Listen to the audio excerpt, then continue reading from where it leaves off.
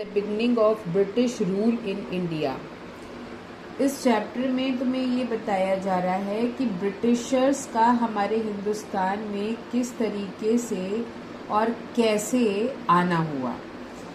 आए तो आए, उसके बाद इन्होंने यहाँ पे रूल कैसे इस्टेब्लिश किया, क्यों इस्टेब्लिश किया, ये भी एक बहुत ही मेन जो है वो कारण था। तो सबसे पहले जब ब्रिटिश हमारे हिंदुस्तान में आए तो उससे पहले इसी यूरोपियन कंट्रीज से Portuguese led the way in finding a new sea route to Asia and establish trade relations with India. क्या हुआ था कि यूरोपियन कंट्रीज में उस समय इंडस्ट्रियल रिवॉल्यूशन चल रहा था। जगह जगह पर नई नई इंडस्ट्रीज डाली जा रही थी और इंडस्ट्रीज में कोई भी सामान बनता है तो कैसे बनता है, बल्क में बनता है, यानी कि संख्या बहुत ज़्यादा अमाउंट में बनता है। और ज़्यादा अमाउंट में बनता है तो उसके लिए रॉ मटेरियल भी ज़्यादा चाहिए होता है और सारी फैसिलिटीज़ भी ज़्यादा चाहिए होती हैं। तो जब सभी यूरोपियन कंट्रीज़ फैक्ट्री रिवॉल्यूशन में लगे पड़े थे तो वो सारी यूरोपियन कंट्रीज़ आपस में एक दूसरे से कॉन्फ्लिक्ट था, क्योंकि हर एक यूरोपियन कंट्री चाह रही थी कि वो ज़्यादा से ज़्यादा मुनाफा कमाए दूसरी अदर वीक कंट्रीज के ऊपर को डोमिनेट करके। ठीक है, तो पोर्टुगीज ने जो है सबसे पहले ऐसे किया और उन्होंने ट्रेड रिलेशन बनाया एशिया और यहाँ के कई सी रूट एरिया से। इन्होंने अपनी फर्स्ट फैक्ट्री डाली हमारे हिंदुस्तान के कोची, उस समय कहा जाता था, जो कि गोवा आज की डेट में इसे कहा जाता है। Kochi, Goa, that is the state. They made huge profit by buying goods at the low price from India and selling them in the European markets in the higher prices. अब इनको बहुत ज़्यादा प्रॉफिट होने लगा। कैसे? क्योंकि ये हमारे हिंदुस्तानियों से कम दाम में कोई भी चीज़ खरीदते थे, या raw material suppose that cotton है, तो कॉटन इन्होंने हमारे हिंदुस्तानियों से ही खरीदते थे। और कॉटन हमारे हिंदुस्तान के गुजरात है, महाराष्ट्र है, बंगाल है, some part of the Madhya Pradesh है, यहाँ पर चूँकि ब्लैक सॉइल होती है तो अच्छी किस्म का कॉटन ग्रो किया जाता है। तो इन्होंने हमारे हिंदुस्तान के लोगों से, पीजेंट से यानी किसानों से कॉटन लेना खरीदना शुरू किया। वो कॉटन का इस्तेमाल ये अपनी इंडस्ट्रीज़ में कपड़ा बनाने के लिए करते थे। अब जब प्रोडक्शन हो जाता था, यानी जब कपड़ा बन जाता था, तो उसी कपड़े को ये हमारे हिंदुस्तानियों को ज़्यादा दाम में बढ़ा करके देते थे। ठीक है, कॉटन तो सस्ते रेट पे हमसे खरीदते थे, लेकिन कपड़ा जो है वो हमें बढ़ा करके देते थे।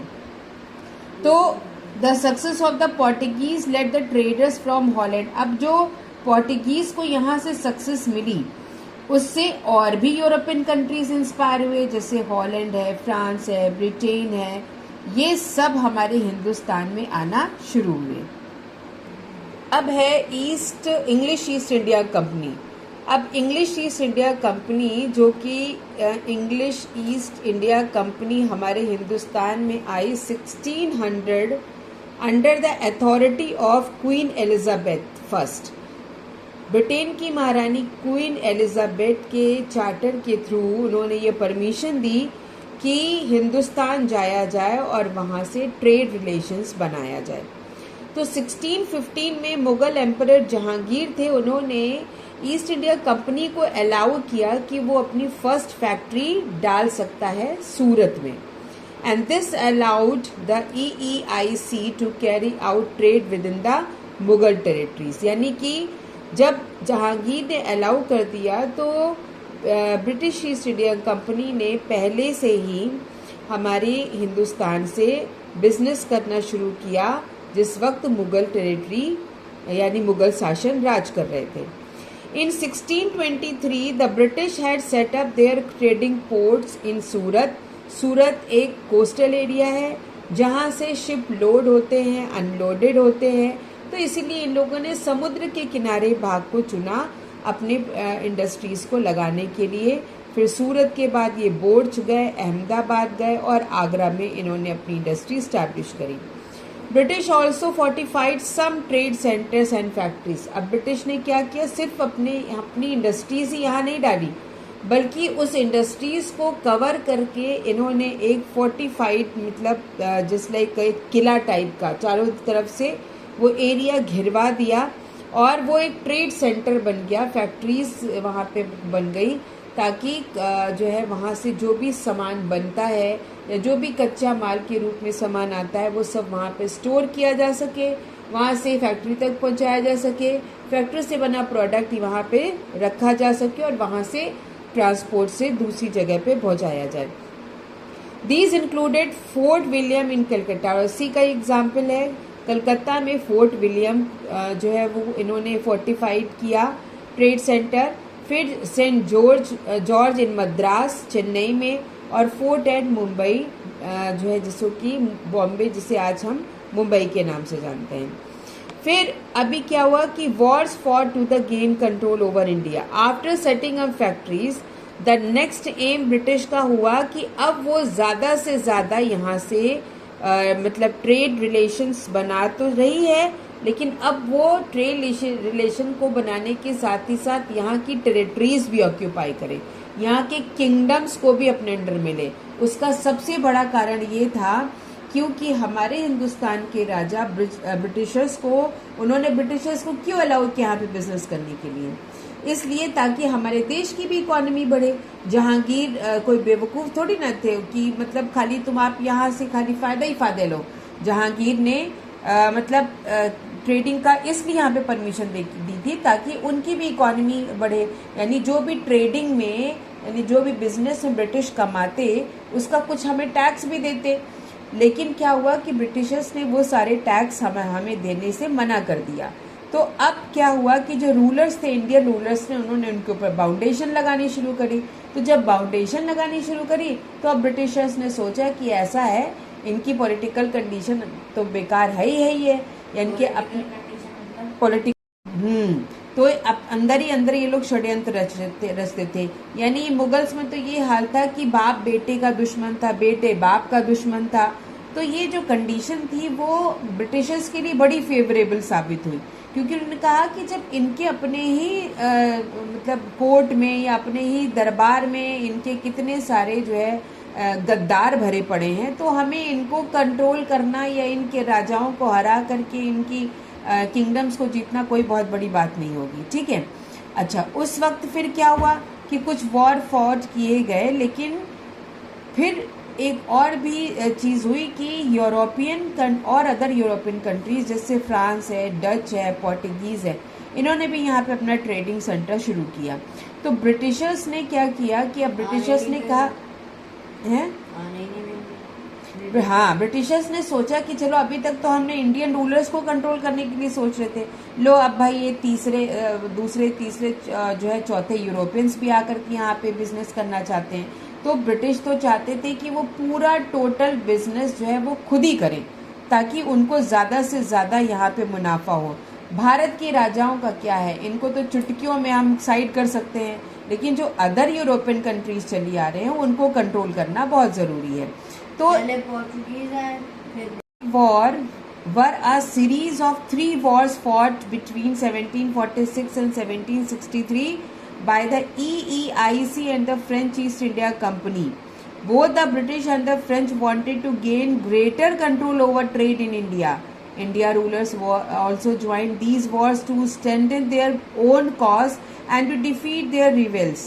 Finally, the East India Company gained advantage over trade in India. यानी कार्नेटिक वॉर जो हुई थी 1746 से लेकर के 1763 के बीच में, ये ईस्ट इंडिया कंपनी और फ्रेंच ईस्ट इंडिया कंपनी के बीच में हुई थी।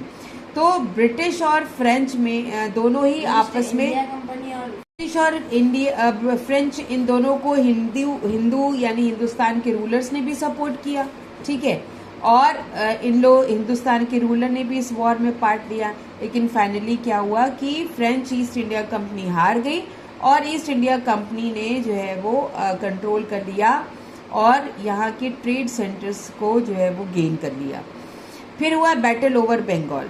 Battle fought in the Bengal were very important as Bengal was one of the richest provinces in India. अब क्या था कि जब इन्होंने फ्रेंच को, डच को, पोर्टुगीज़ के साथ उनके मतलब फैमिली रिलेशंस बन गए थे, तो इन्होंने अब इनको हराने के बाद इन ब्रिटिशर्स का रुख हुआ बंगाल की तरफ, क्योंकि बंगाल एक बहुत ही पावरफुल किंगडम था उस वक्त, पावरफुल प्रोविंस था, रिचेस्ट प्रोविंस था, क्योंकि यहाँ पर मिनरल्स भी पाए जाते हैं और प्लस कॉटन के लिए यहाँ की जो सॉइल है वो बहुत ही सुटेबल है।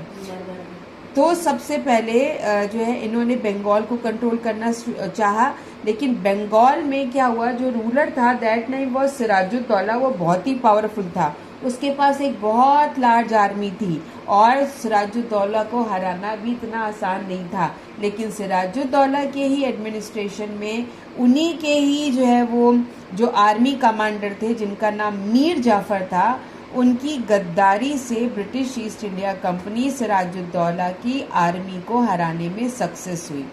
हुआ क्या था कि बैटल ऑफ प्लेसी, जो कि हमारी इंडियन हिस्ट्री में बहुत ही इम्पोर्टेंट इवेंट है 1757 में, जहाँ पे British were misusing the trade privileges given to them by the former nawab and not paying duty. तो he had also started building their army and expanding their base at Calcutta, जिससे कि नवाब बहुत ही नाराज हो गए।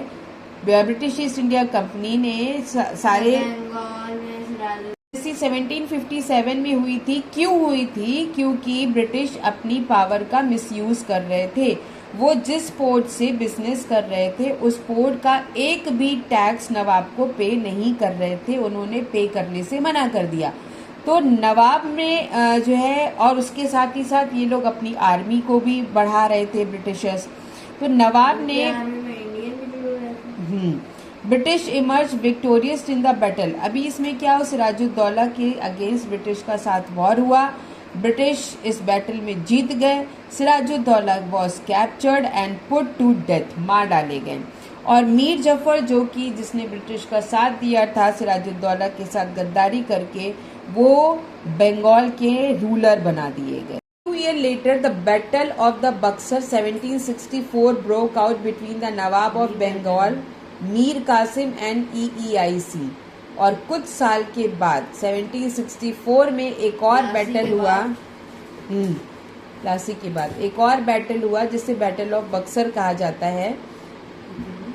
और इस बैटल ऑफ बक्सर में 3 लोग एक तरफ और ब्रिटिश ईस्ट इंडिया कंपनी एक तरफ।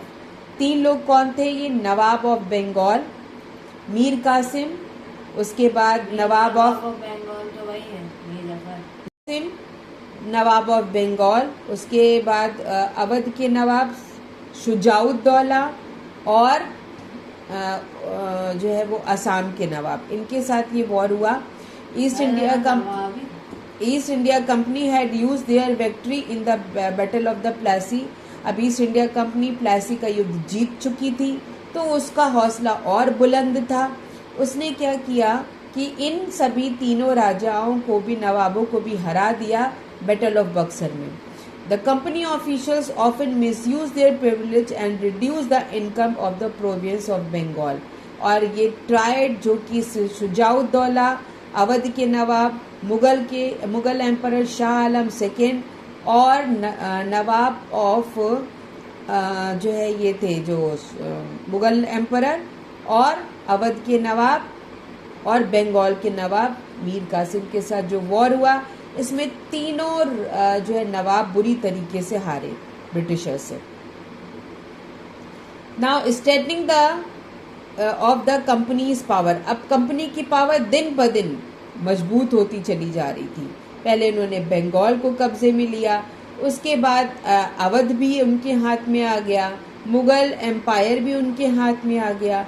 अब ब्रिटिशर्स के और हौसले बुलंद हो गए। उन्होंने अब नई और पॉलिसीज को इम्प्लीमेंट करके हमारे इंडियन स्टेट्स को कॉन्कर करना शुरू कर दिया। तो पहला था द सब्सिडी अलायंस, जिसको कि इंट्रोड्यूस किया गया था बाय द मॉर्क्यू वेल्सले, जो कि गवर्नर जनरल बनकर के आए थे हमारी इंडिया में। इसमें इन्होंने एक फरमान जारी किया था कि Indian ruler who were under the protection of the British would have to maintain a permanent British army in their kingdom, and they also had to pay for its upkeeping. The Indian rulers also had to keep a British officials called resident at their courts. मतलब कि subsidy alliance एक ऐसी policy थी जिसमें Britishers ने हिंदुस्तान के नवाबों को ये परमिशन दी थी कि वो अपनी सेना नहीं बनाएंगे, वो अपनी आर्मी नहीं बनाएंगे, बल्कि उनकी आर्मी ब्रिटिश के साथ मर्ज हो जाएगी, लेकिन उस आर्मी का खर्चा पर्टिकुलर वही नवाब देंगे जिनकी आर्मी ब्रिटिश के साथ मर्ज हुई। ये ऐसा इसलिए किया ताकि जो है वो हिंदुस्तानी राजा ब्रिटिश के अगेंस्ट वॉर ना कर सके। ठीक है, मानना मजबूरी था, कोई रास्ता नहीं था। फिर the governor general Lord Dalhousie ने एक और पॉलिसी इंप्लीमेंट करी जिसको कि डॉक्ट्रिन्स ऑफ द लैप्स कहा जाता था। इसके अकॉर्डिंग कि अगर किसी भी इंडियन किंगडम या इंडियन रूलर के पास अपनी कोई रियल संतान नहीं है, रियल हायर नहीं, क्योंकि राजा के बाद उसका बेटा ही राजा बनता था, लेकिन कुछ ऐसे भी राजा थे जिनके बच्चे ही नहीं होते थे, बेटे ही नहीं हुए। तो ईस्ट इंडिया कंपनी ने कहा कि जो भी राजा जिनके अपने खुद के बच्चे नहीं हैं, वो लोग दूसरे बच्चे को अडॉप्ट करके रूलर बनाते थे, उनको इस बात से अलाउड नहीं किया गया कि राजा की खुद की संतान ही नया उत्तराधिकारी यानी नया सक्सेसर या नया रूलर माना जाएगा। Otherwise adopted child will be not accepted as a new ruler in the place of his father. Of 1857 जो कि हिंदुस्तान की हिस्ट्री का एक और बहुत ही बड़ा इवेंट माना जाता है, जिसमें east India company rule affected the lives of the people from different segments of the society. यानी पहला जो वॉर हुआ था वो 1757 हुआ था, बैटल ऑफ प्लेसी। ठीक है, जिसमें ब्रिटिश ने धीरे करके हमारे इंडियन किंगडम्स को कंट्रोल करना शुरू किया, हमारे हिंदुस्तानियों को परेशान करना शुरू किया, उनको दुखी करना शुरू किया, उनके लिए कोई भी वेलफेयर मेजर्स नहीं किए, उनकी कैसी स्थिति है उस पर भी कोई ध्यान नहीं दिया। तो अब लोगों के अंदर ब्रिटिश के खिलाफ नफरत और क्रोध था। ठीक है, ये नफरत और क्रोध का अंजाम देखा गया 1857 में, यानी 1757 के बाद 100 साल बाद 1857 में हमारे इंडियन सीपॉयज ने ही, यानी इंडियन जो है सिपाहियों ने ही ब्रिटिश के खिलाफ रिवोल्ट छेड़ दिया। इसमें सभी तरह के लोग थे, पुअर पीजेंट्स भी थे, लोकल इंडियन रूलर्स भी थे, लैंडलॉर्ड्स भी थे और कॉमन पीपल्स भी थे। ये रिवोल्ट ब्रिटिश के अगेंस्ट था कि उनकी अनलॉफुल पॉलिसी के अगेंस्ट था, जिसमें कंपनी को भी बहुत सफ़र करना पड़ा। हालांकि ये रिवोल्ट जल्दी ही सप्रेस कर दिया गया, ब्रिटिशर्स ने इसको क्रश कर दिया, लेकिन इस रिवोल्ट ने ब्रिटिशर्स की एडमिनिस्ट्रेशन में काफ़ी कुछ चेंजेस करने पे मजबूर किया। There are so many revolutionary, जैसे मंगल पांडे जो सोल्जर थे ब्रिटिश की आर्मी में ही, उन्होंने उसी आर्मी में से निकल के ब्रिटिश ऑफिसर को गोली मारी थी। रानी लक्ष्मीबाई जो झांसी की रानी थी, उनके अपने बेटे को ब्रिटिशर्स ने अलाउ नहीं किया था क्योंकि उनका बच्चा अडॉप्टेड था, उनका अपना बेटा नहीं था। तो रानी लक्ष्मीबाई ने कहा नहीं, मैं झांसी किसी को नहीं दूंगी। फिर तात्या टोपे जो कि रानी लक्ष्मीबाई के मुंह बोले भाई थे, उन्होंने इस रिवोल्ट में पार्ट लिया। कुंवर सिंह जो बिहार के लैंडलॉर्ड थे, से बेगम हजरत महल ने इस रिवोल्ट को लीड किया। It was Indian sepoy in the British Army who finally revolted against the British, और इसका चीफ कॉज था for their discontent including the payment of the lower salary, क्योंकि हमारे इंडियन सोल्जर को अच्छी सैलरी नहीं दी जाती थी, ब्रिटिशर्स सोल्जर को अच्छी सैलरी दी जाती थी, इंडियन सोल्जर्स को कभी कोई प्रमोशन नहीं मिलता था। उसके साथ ही साथ एक चीज़ और आ गई थी आर्मी में कि ब्रिटिशर्स ने अलाउ किया था कि अगर कभी भी ज़रूरत पड़ी तो इंडियन सोल्जर्स जो है वो बाहर भेजे जाएंगे, यानी विदेश में भेजे जाएंगे ब्रिटिश के फेवर में, वॉर करने के लिए। लेकिन इस सारी चीज़ों को हमारे इंडियन सोल्जर ने रिजेक्ट किया और ये रिवोल्ट हुआ 1857 का। Also known as the first war of Indian independence, soon the farmers, craft people and the rulers of the some Indian kingdom joined the revolt. इन्होंने बहादुर शाह को डिक्लेयर किया एज अ मुगल एम्परर, यानी अपना लीडर, और अपने leader के under में इन्होंने ब्रिटिश ईस्ट इंडिया कंपनी के अगेंस्ट वॉर किया, क्योंकि 100 साल से इनके अंदर दिलों में जो चिंगारी भड़क रही थी ब्रिटिश के अगेंस्ट, क्योंकि ब्रिटिशर्स ने हर तरीके से परेशान करके रख रखा था, वो ज्वाला बन के फूटा 1857 में। ठीक है, हालांकि ये रिवोल्ट ब्रिटिशर्स क्रश कर दिए। The revolt of 1857 brought the end to the East India Company's rule in India.